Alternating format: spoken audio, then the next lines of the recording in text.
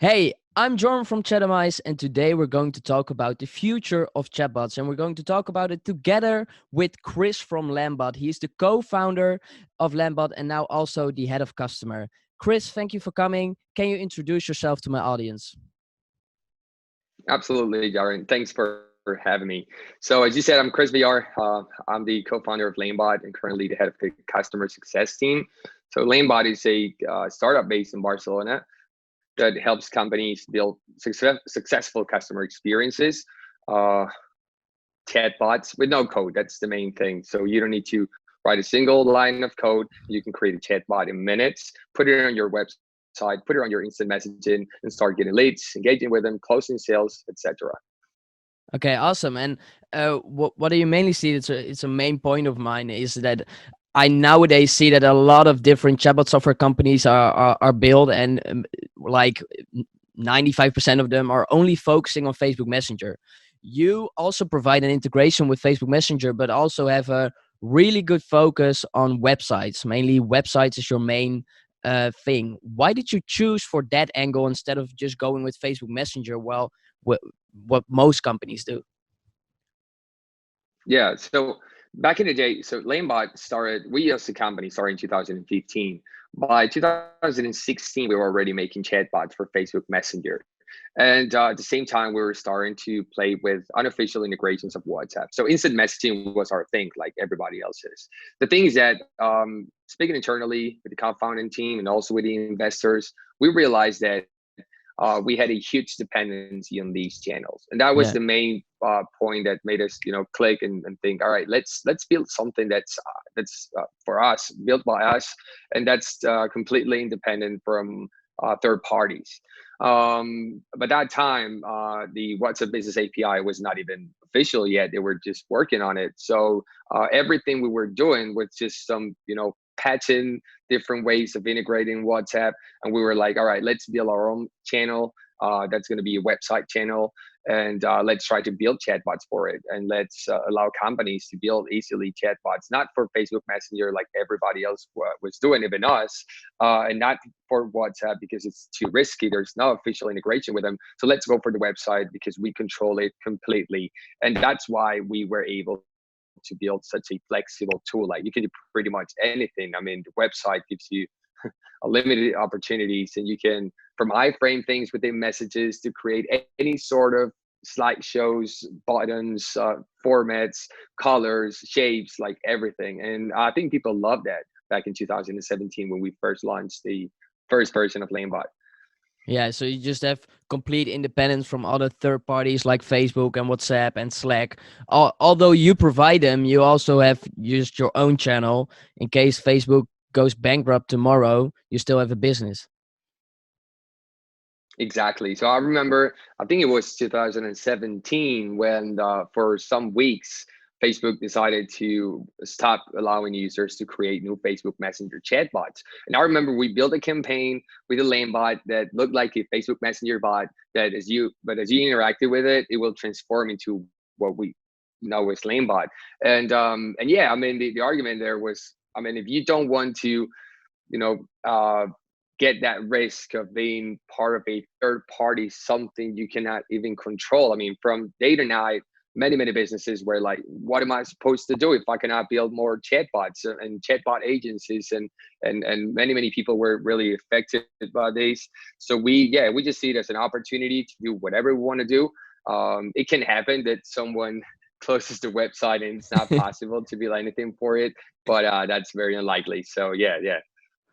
Okay, and you also mentioned that you provide an integration with WhatsApp. You're one of the few companies that already provide an integration with WhatsApp because now they currently Facebook provided an API for WhatsApp, but you need to get access.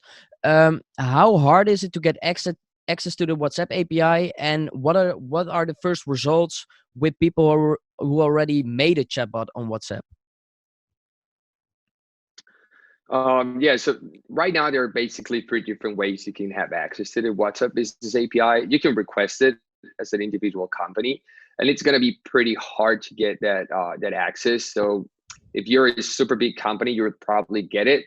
But if you're a small business, it's going directly to speak to Facebook. It's really really hard. And the other two options is whether you work directly with what they call a BSP, that's a business solution provider, and we're talking about between, I think, between 70 and 80 providers all around the world. You can get in touch with them and have access to the API that way. The problem if you go directly to BSP is that it usually requires code.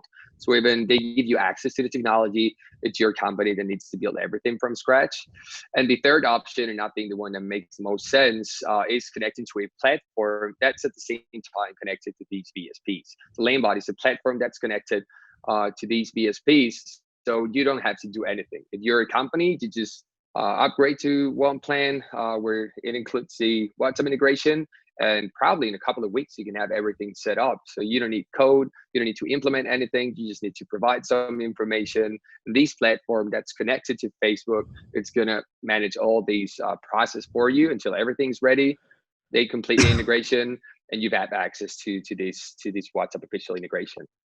Okay, and do you think that in the coming year Facebook will open the WhatsApp integration, which it becomes way more easy to build chatbots on WhatsApp? To be honest, I would love to say yes, but the reality is that after over we've been integrating the official API for over a year now, and I can tell you that it's going super slow, which on one hand is it's a pity because everything could be evolving way faster if they would just open it up. But at the same time, it's a big opportunity because many companies are wrong and they think that they won't ever have access to the API. They just need to find the right platform to have a connection with it. So honestly, I don't think that in the next 12 months we'll see how Facebook opens the API. Just to give you some references, there are many features that they've been announcing for like 12 months, 12 months, and we're still waiting for them. I mean, they keep putting them off. I think they just want to do things really calmly. They want to do things right. They know they have a huge opportunity and they just want to do things very slowly, validating every single industry they give access to, every single provider they choose to work with, and they just want to do things right because there's a lot of money over the table. Yeah. And do you think that you don't think that WhatsApp will be coming? Do you think that Instagram will be coming? Because there are also some signs now that Facebook will open Instagram also for chatbots. Do you think that will be coming or also not the case? Well, from my personal opinion is that, yeah, we might see Instagram coming in 2020. We heard some things about Instagram in 2019, and it wasn't anything very specific, but I think that 2020 can be a great opportunity for Instagram. Probably, I mean, not the same way WhatsApp is right now. So it won't be an open API. It would be just the opportunity to connect to Instagram, to build chatbots through platforms like they do with WhatsApp now. That being said, given the current world situation with all this Corona thing, it might, that might put things off a little bit, probably some months. So, but I'm confident, and I think that probably late 2020 or early 2021, we might start seeing cool stuff on Instagram as well. I mean, it's the next big thing. So Yeah. I'm pretty sure it's going to join. Okay, and what do you think further? How will chatbots develop in the coming year, maybe 5 years to 10 years? What do you think is coming? Yeah, that's a very open question because I think that um, it's somehow important to differentiate between instant messaging bots and everything else. So when it comes to instant messaging, what I'm pretty sure what's going to happen is that we're going to get closer and closer and closer to WeChat. So I think we got a great example in Asia with how they were able to develop instant messaging apps so they're becoming platforms. They're no longer apps, they're platforms where you can interact with businesses, where you can make purchases, where you can talk to your friends and family. So you can do way more than just chatting. So I think that's probably the step. So I see that in maybe 2025, something like that, you'll be opening up WhatsApp and it's going to be like opening up Google Chrome, and you'll have all your business there. You'll have the companies you've made orders with.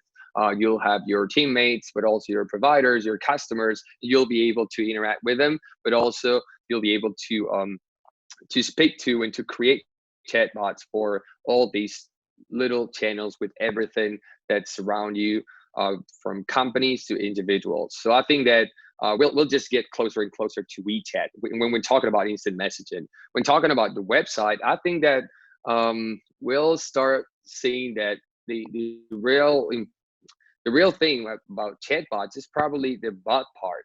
So I think that the chat part was great for to in 2016 when all started to grow.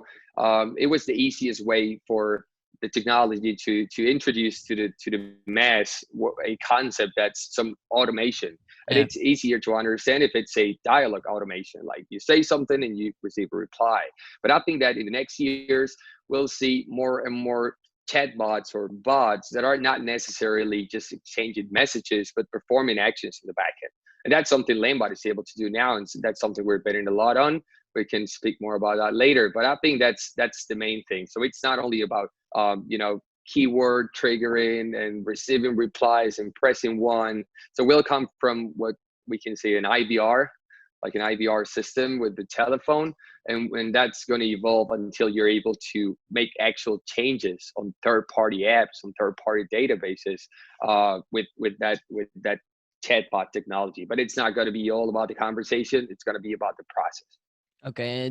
So you think there will be way more advanced chatbot applications than that we have now? Absolutely, absolutely. So I see a feature where you download an app for your phone, and the interface probably going to be something very, very close to a conversation. Probably not a conversation because we all heard that the best interface is no interface, and no interface is conversation.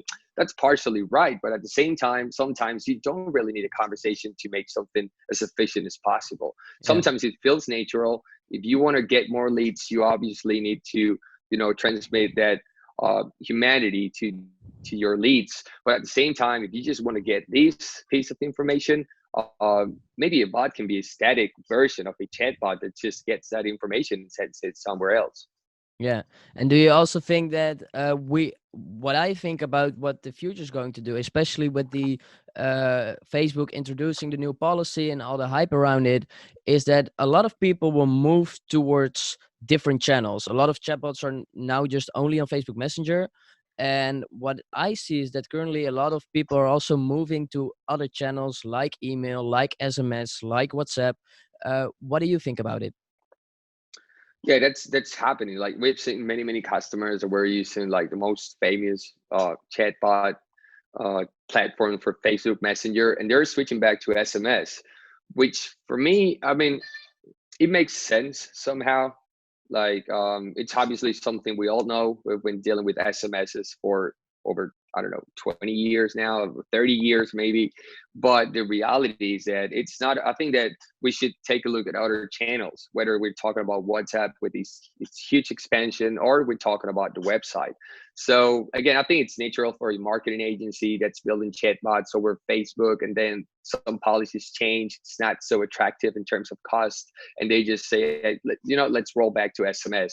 But at the same time, I think that like you said, they're going to start exploring new channels. So SMS is the same thing. We all know how it works, but there are many markets where SMS is pretty much dead. Like probably in the States, it's still a thing, but at least here in Spain and many countries in Europe, like you receive an SMS and you probably won't pay attention to it.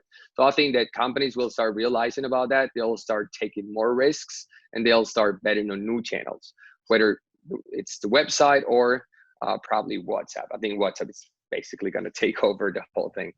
Yeah, I also thought that. And when I talked with the director of marketing at Mobile Monkey, because Hmm. here in the Netherlands, and I think also in Europe, WhatsApp is widely used, and SMS not. And when I talked with her, she said, well, nobody is using WhatsApp over here, of not many.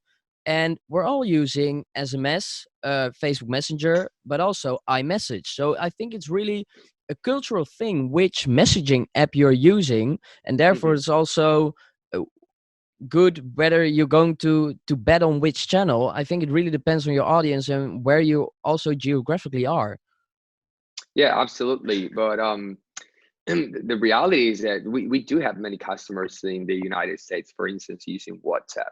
Yeah, Sometimes we forget the fact that many big cities in the US are formed by, let's say, 20, 25%, 30% of Hispanic people.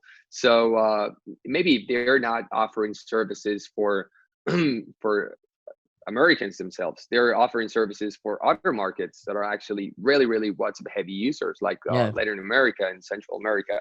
So I think that, yeah, it makes sense. iMessage is probably going to develop a lot as well, but there's always this problem with I mean, not everyone has an iPhone. So No. iMessage is great, but you need a channel that's available for every single device. And I think that's the key for us with the website. Like everybody can have access to a website, and same with WhatsApp or even Facebook Messenger, SMS, but not with iMessage. So I think that we're probably underestimating the power of WhatsApp, and I'm pretty sure that in some years even the Americans will start discovering the channel, and they'll realize how big it is, how much of an impact they can make, especially if they're building these international relationships. Okay, awesome.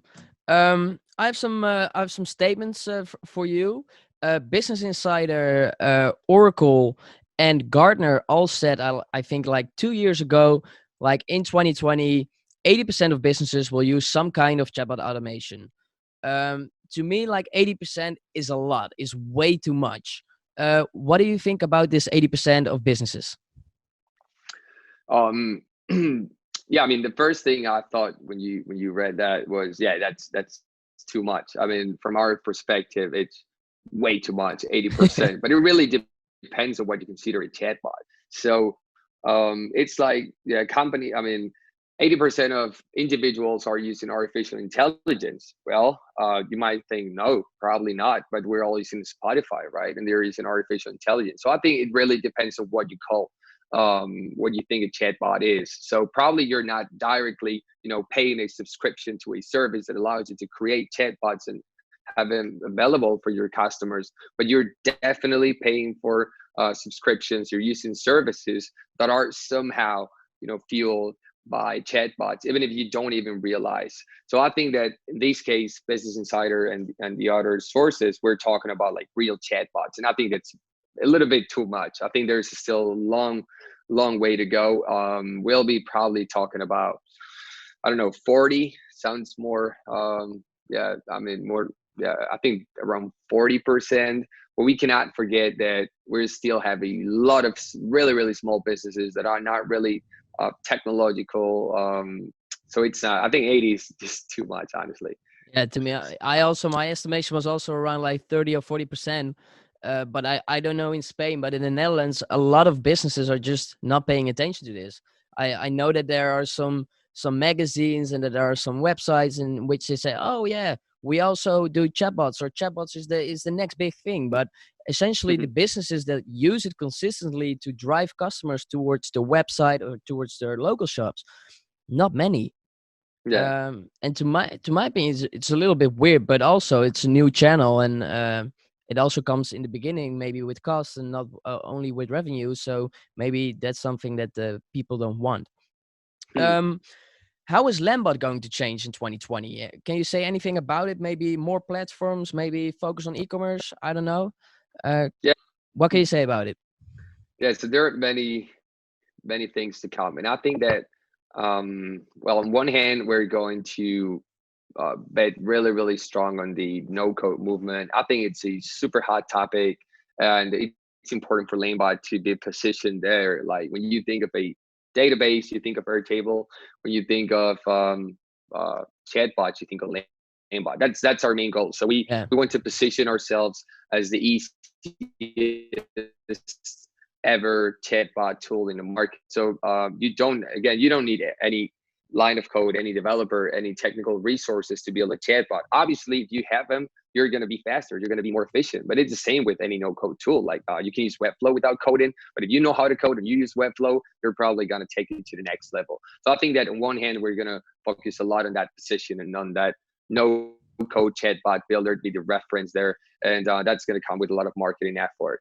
On the other hand, when talking more specifically about the product, I think that we'll switch from a um, chat focus to a process focus. So we understand that chatbots work really great, like the chatbots we all know about when it comes to landing pages, lead generation. When you're asking for some information from your visitors or users, they work great. But probably if you're just logging into an app, it doesn't make much sense to have a chatbot asking you for your email and your password. So I think that we'll play with different formats. We'll still be chatbots, but we'll just give it a facelift, Yeah. and we'll focus on processes a lot. So what's happening on the back end. So I think that the magic of Landbot is that when you start a conversation, nothing is written. Like everything can happen from then onwards. It's not like a forum where you know exactly which questions come next.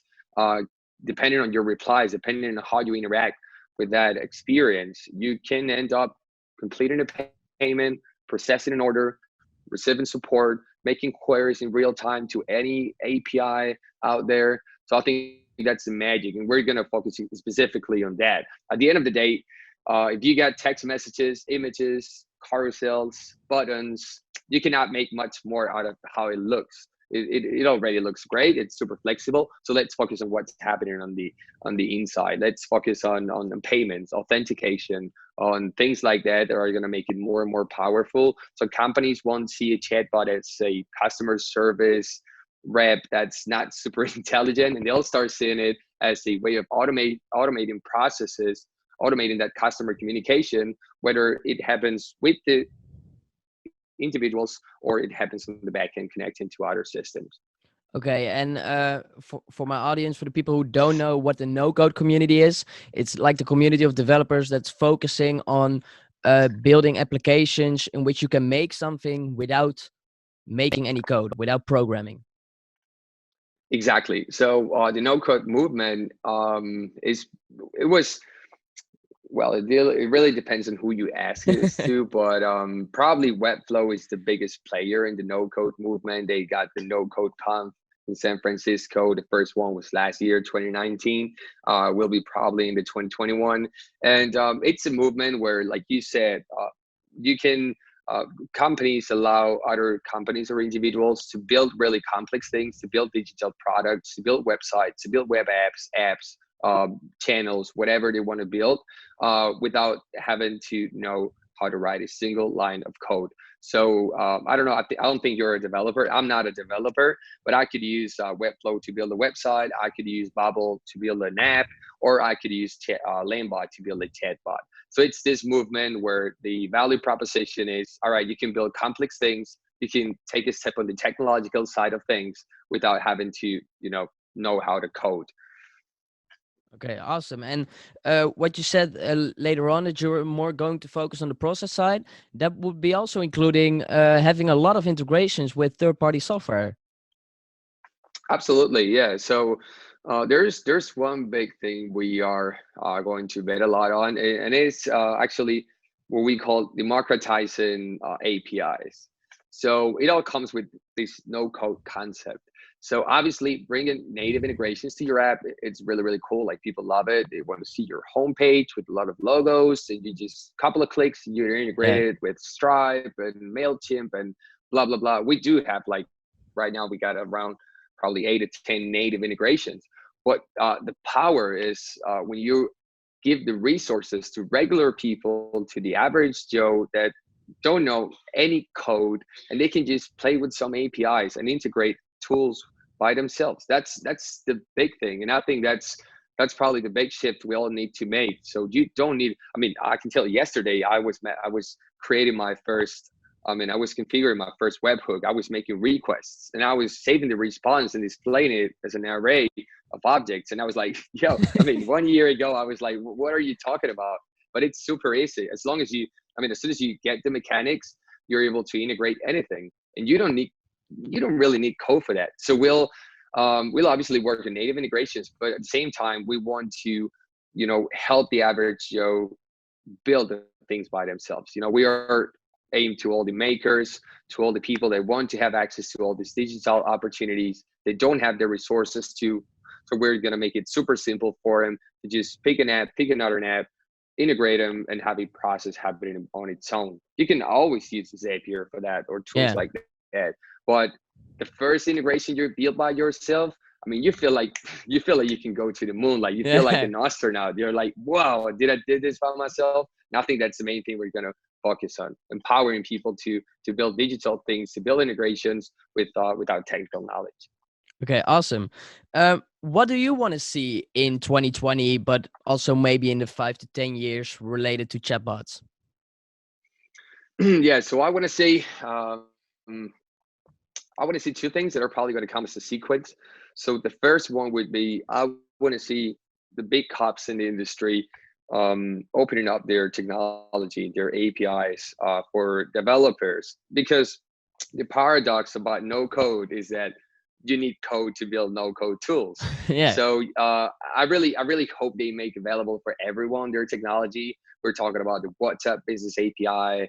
Facebook's is already pretty open, but Instagram, so on and so forth. So if they open all that technology, that's going to come with a lot of platforms connecting that technology and offering their services to companies.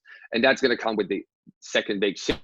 So more companies are going to adopt the chatbot technology. So I think you cannot have one thing without the other. So the closer the circle of technology owners is, the fewer businesses will be using the technology. So probably if the WhatsApp Business API would be open source, we'll be talking about 80% of businesses using chatbots in 2020, but it's not. So if we want to increase that number, we need to see big companies just opening up their services and making them available for everyone. And that's what I'm waiting to see. It has already changed a lot. I remember in 2016 when in 2016 you said the chatbot keyword, and all the companies were like, yeah, I love it, I love it, I love it. But then in 2017, he was like, oh, chatbots, yeah, it looked cool like a year ago, but now it's like nobody likes chatbots. I think we need to with everything starting to switch back again, and people are understanding that it's not a choice you have to make whether you work with chatbots or not. It's a matter of time. It's a matter of when you want to implement it. Because I'm telling you, I'm telling every single business owner who's listening to us, your company, if not yet, you'll be using chatbots in the next months, in the next years. So it's all a matter of how you embrace that technology and how you make it useful for your own business. Do you think that eventually all businesses will use a chatbot? Yeah, I would say absolutely. Yeah, I mean, when we're talking about all the businesses, you know what? Yes, because even like the super small local businesses here, what they all have in common, at least in a country like Spain, is that they all use WhatsApp. Yeah. So as long as they use WhatsApp, chatbots will take over WhatsApp, and they'll be part of it. So I would say, yeah, probably every single business, let's say in 5, 10 years, will be using chatbots, whether they want it or not. It's just gonna happen. That's my guess. Okay. I also think that. I think that it will be just as normal for a business to have a website as to have a chatbot. So I think we Absolutely. will come to that, but maybe I also think that it will cost around 10 years before we are there, maybe longer. Hmm. Do you have some questions for me or some notes that you want to mention to the audience? Pay attention to. Um, well, if I can just send a message to everybody hearing us, I would say that don't be afraid again of embracing technology. Like the world is making it super available. Like we're living really really exciting times. You can do anything. It doesn't really matter where you're based or what's your background. If you can think of it, you can build it. You can go and create an account on Bubble and build a subscription based company that's making a lot of money. You can build a chatbots in 2 minutes. You can have a WhatsApp integration. You can do anything. So just do some research. The no code keyword, I think it's a very interesting one. Also the chatbot. Stay tuned for sources like Product Hunt, where they show the greatest products of today. And I think that, yeah, my message would be just give yourself a try. Understand that you're capable of doing everything right now. We're in 2020. Technology is out there for everyone to just take it, transform it, and use it. So just go there, Google, no code, and you'll break out. Like you'll discover an amazing world that's built for you as well. Yeah. Well, thank you. Yeah, I think it's a nice ending of of this video and podcast. It just embrace technology. Um, Cris, thank you for coming. Thank you for participating in this podcast. For the viewer, thank you for listening. Thank you for viewing. Hit the like button, hit the subscribe button. Until next time.